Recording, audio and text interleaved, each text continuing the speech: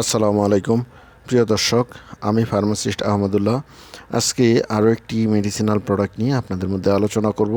প্রোডাক্টটির নাম হলো টকোজেল ক্যাপসুল। এটি এরিস্টো ফার্মাসিউটিক্যালের একটি প্রোডাক্ট। এই প্রোডাক্টটির প্রিপারেশন হলো ডি আলফা টকোফেরল, অর্থাৎ ন্যাচারাল ভিটামিন ই।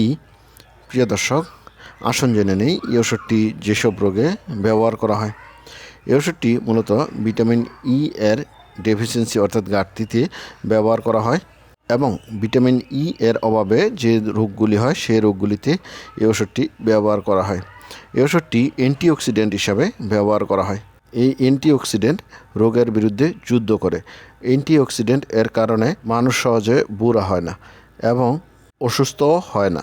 চুল পড়া এবং চামড়ার গঠনে এই ওষুধটি ব্যবহার করা হয়। এই ওষুধ খেলে চামড়ার সৌন্দর্য বাড়ে।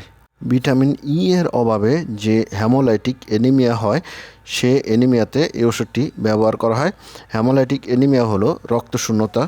এই ওষুধটি নাইট্রেট সহনশীলতা বৃদ্ধি করে, ফিজিক্যাল পারফরম্যান্স বৃদ্ধি করে এবং সূর্যের অতি বেগুনি রশ্মির আক্রমণ থেকে রক্ষা করে। লিভার ডিজিজেও এই ওষুধটি ব্যবহার করা হয়। প্রিয় দর্শক, এবার শুনছেন নেই এই ওষুধের ডোজ বা খাবার নিয়ম সম্বন্ধে।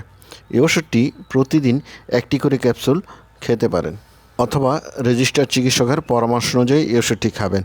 ডাক্তার আপনাকে এই ওষুধটি আপনার রোগের অবস্থা বুঝে প্রেসক্রিপশন করে থাকেন। প্রিয় দর্শক, এবার শুনছেন নেই এই ওষুধের সাইড ইফেক্ট সম্বন্ধে। এই ওষুধের সাইড ইফেক্টের মধ্যে রয়েছে বমি বমি ভাব, হাইপার টেনশন, ক্লান্তি, ডায়রিয়া এবং ঝাপসা দৃষ্টি। প্রিয় দর্শক, এবার আসুন জেনে নেই এই ওষুধের প্রেগনেন্সি ক্যাটাগরি। প্রেগনেন্সি এবং ল্যাকটেশনে এই ওষুধটি ব্যবহার করা যেতে পারে, তবে অল্প ডোজে এই ওষুধটি ব্যবহার করে যেতে পারে। এক্ষেত্রে অবশ্যই রেজিস্টার্ড চিকিৎসকের পরামর্শ নিয়ে নেবেন। বেশি ডোজে এই ওষুধটি ব্যবহার করা যাবে না। প্রিয় দর্শক, এই ওষুধটি কেবলমাত্র রেজিস্টার্ড চিকিৎসকের পরামর্শ অনুযায়ী খাবেন। সকল ওষুধ শিশুদের নাগালের বাইরে রাখবেন। 30 ডিগ্রি সেন্টিগ্রেড তাপমাত্রায় সংরক্ষণ করবেন।